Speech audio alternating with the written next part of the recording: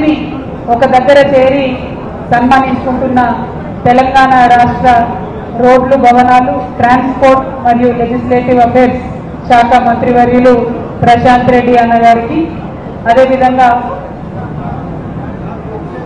ఒక మాట జనరల్గా అనుకుంటాం మనం, దుఃఖం అట దాచుకోవాలన్నట, సంతోషం అట పంచుకోవాలి. ఇవాళ సంతోషం పంచుకోవడానికి అందరం వచ్చినాం ఇక్కడికి. ఒక్కొక్కరు మాట్లాడుతూ ఉంటే అందరం కూడా నవ్వుకుంటూ వింటా ఉన్నాం. ఎక్కడ కూడా ఒక చిన్న టెన్షన్ కానీ, ఎక్కడ కూడా ఉద్వేగం కానీ లేకుండా సంతోషంగా నవ్వుకుంటూ అంతా కూడా సభ సాగింది. చాలా మన నిజామాబాద్ జిల్లాలో శాసనసభ్యులైన, శాసన మండలి సభ్యులైన అందరం కూడా కలిసిమెలిసి ఉన్నటువంటి సందర్భం.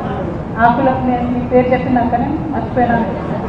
థ్యాంక్ యూ శాసన, ఎందుకంటే అక్కకి ఇదివరకు చెప్పిన లేరు రావాలంటే అక్క వచ్చేసింది కాబట్టి మరి చాలా సంతోషం. వెల్కమ్. ఇవాళ ఈ సంతోషాన్ని పంచుకునేటటువంటి అవకాశం ఇచ్చినటువంటి గౌరవ పెద్దలు ముఖ్యమంత్రి వర్యులు కేసీఆర్ గారికి ప్రత్యేకంగా నిజామాబాద్ ప్రజల తరఫున కృతజ్ఞతలు తెలియజేస్తాం. ఎందుకంటే ఉమ్మడి నిజామాబాద్ జిల్లాను మీరు చూసుకుంటే మనకు అత్యున్నతమైనటువంటి పదవి, స్పీకర్ పదవి మన గౌరవ పోచారం శ్రీనివాస్ రెడ్డి గారికి ఇవ్వడం జరిగింది. అట్లానే ఇటువైపు అఫేర్స్ అంటే అసెంబ్లీలో ఉన్న వాళ్ళనే శాసనసభ్యుల్ని, మొత్తం అసెంబ్లీ నడిచే విధానాన్ని, బోత్ అసెంబ్లీ అయిన కౌన్సిల్ అయినా రెండింటిని చూసుకునేటటువంటి ఈ శాఖను మన నిజామాబాద్ జిల్లాకి ఇవ్వడం, నిజామాబాద్ జిల్లా ప్రజలు ఏదైతే 100కు 100% ఓట్లేసిందో అట్లా 100కు 100% గౌరవ ముఖ్యమంత్రి గారు మన మంచిగా భావిస్తూ వారికి మరొకసారి మరి మంత్రివర్గంలో చోటు లగ్నం వారికి మంచి అవకాశం. ఎందుకంటే ఇక్కడ బాల్కొండ నుండి సురేష్ రెడ్డి అన్న గారు ఉంటే ఎవరిని అడిగినా కూడా ఇప్పటి వరకు కూడా చెప్తారు, one of the best speakers in the country అని సురేష్ రెడ్డి అన్న గారికి అందరు కూడా చెప్తారు. అట్లా రేపటి నాడు మరి ప్రశాంత్ రెడ్డి అన్న గారి గురించి మాట్లాడుకుంటే కూడా one of the best ministers అని చెప్పుకునే విధంగా వారు ఎదగాలని చెప్పి, వారికి సక్సెస్ఫుల్ కెరీర్ ఉండాలని చెప్పి ఒక సోదరిగా నేను మనస్ఫూర్తిగా కోరుకుంటా ఉన్నాను.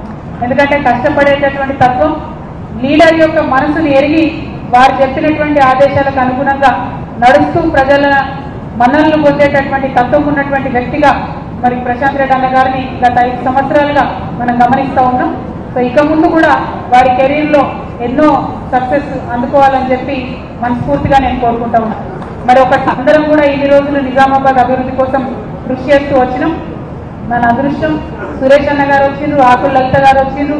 వారందరి ఎక్స్పీరియన్స్ తోని ఇంకా కూడా ముందుకు పోయే విధంగా ఈ జిల్లాను తప్పకుండా ప్రగతి పదంలో నడిపిస్తామనే విశ్వాసం నాకున్నది. ఈ సందర్భంగా ఒక మాట చెప్పాలి. ఇవాళ తెలంగాణ రాష్ట్రం ఏర్పడ్డాక ప్రజలు ఆశీర్వదించి దీవించి తొలితరం తెలంగాణ నాయకులుగా మనం వారి రుణం ఎన్నడూ కూడా తీయదు. అందుకే 24 గంటల మాత్రం అహర్నిశలు పనిచేస్తాం. ఈ పనిచేస్తున్నటువంటి క్రమంలో ఇవాళ నిజామాబాద్ లో జరగడం ముఖ్యంగా పసుపు రైతులు కావచ్చు, కొంతమంది రెచ్చగొట్టి రైతుల్ని మరి ఆందోళన పోయిన సంవత్సరం కేసీఆర్ గారు చివరి కిలో వరకు ఎర్రజొన్న కొనాలని చెప్పి 150 కోట్ల రూపాయల్ని మనం ఖర్చు చేసినటువంటి నాయకత్వం మనది. ఇవాళ ఏ పార్టీ అయితే రెచ్చగొట్టి రైతులతో ధర్నాలు చేపిస్తుందో ఆ పార్టీ 2008లో బకాయిలు ఎర్రజొన్న రైతులకు 11 కోట్ల బకాయిలు పెట్టిపోతే ఆ బకాయిలను మొట్టమొదటి సంవత్సరం చెల్లించినటువంటి ప్రభుత్వం టీఆర్ఎస్ పార్టీ ప్రభుత్వం.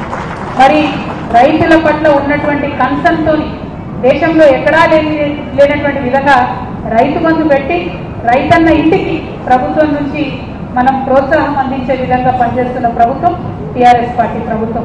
ఆ ఒక్క రైతు బంధు కార్యక్రమం మన రాష్ట్రంలోనే కాదు, ఇవాళ యావత్ భారతదేశంలో చాలా ఆదర్శవంతంగా ఉన్నటువంటి కార్యక్రమం. ప్రధానమంత్రి నరేంద్ర మోడీ గారు కూడా మన కార్యక్రమాన్ని యథాతథంగా ఇవ్వాల్సిందే అని చెప్పి ఇస్తున్నటువంటి సందర్భం. మరి ఇటువంటి సందర్భంలో నిజామాబాద్ జిల్లా రైతన్నలందరూ కూడా నేను కోరేది ఒకటే, నా గురించి అన్నా కేసీఆర్ గారు ఆలోచిస్తారో లేదో నాకు తెలియదు, కానీ రైతన్నల గురించి మాత్రం 24 గంటలు ఆలోచిస్తారు. అంత ప్రేమ ముఖ్యమంత్రి గారికి రైతులంటే. ఎక్కడన్నా ఒక వాన చినుకు పడితే ఎమ్మెల్యేలందరికీ ఫోన్లు పోతాయి, మీ కాడ వాన పడ్డదా లేదా, ఏం జరుగుతుంది, ఏంటి పరిస్థితి అని. అంత ప్రేమ ఉన్నటువంటి ముఖ్యమంత్రి. వారికి మొత్తం సిచ్యువేషన్ తెలుసు, పరిస్థితి తెలుసు, అంతా కూడా వివరాలు వారి దగ్గర ఉన్నాయి. డెఫినెట్గా రైతుల పక్షాన ఉండేటటువంటి విధంగా మంచి నిర్ణయాలు ఉంటాయి. కానీ దానికి కూడా కొంత సమయం పడుతుంది. ఈ లోపల వాళ్ళు వీళ్ళు వచ్చి రెచ్చగొడితే దయచేసి రైతన్నల ఆందోళన చెందొద్దు. మీరు ఇబ్బంది పడకుండా ఆదుకోవడానికి ప్రభుత్వం కానీ ఇక్కడ ఉండేటటువంటి బాధ్యులందరం కానీ మీ వెంట నడుస్తామని చెప్పి నిజామాబాద్ రైతన్నలందరికీ కూడా నేను మాట ఇస్తా ఉన్నాను. మరి ఇది ఈ సందర్భం సంతోషమైనటువంటి సందర్భంలో జిల్లా అభివృద్ధితో పాటు రాష్ట్ర అభివృద్ధిలో కూడా నిజామాబాద్ మార్పు ఉండే విధంగా ప్రశాంతంగా పనిచేస్తారని చేయాలని చెప్పి కోరుకుంటూ మీ అందరి దగ్గర కూడా సెలవు తీసుకుంటున్నాను. Thank you. జై తెలంగాణ. ఒక్క విజ్ఞప్తి చేస్తా, వేదిక మీద కూడా పెద్దలు చాలా మంది ఉన్నారు, వేదిక కింద కూడా ఉత్సాహంగా అన్ని నియోజకవర్గాల నుంచి వచ్చిన ప్రజలు ఉన్నారు. ఒక్కొక్కరి పేరు చెప్పుకుంటూ చేస్తే మనకు కూడా తృప్తి ఉంటుంది, అన్నకు వచ్చినట్టు కలిసినట్టు మంచిగా ఉంటుంది. ఆగమాగం కాకుంది. టీఆర్ఎస్ పిల్లలైనా జాగృతి పిల్లలైనా ఒక్కొక్కరు వద్దు.